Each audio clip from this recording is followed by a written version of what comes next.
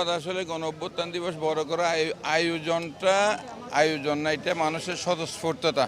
এটা বড় হয়ে গেছে। কেউ ইচ্ছা করলেও কোনো আয়োজনকে যদি মানুষের স্বতঃস্ফূর্ততা না থাকে এটা বড় করা যায় না।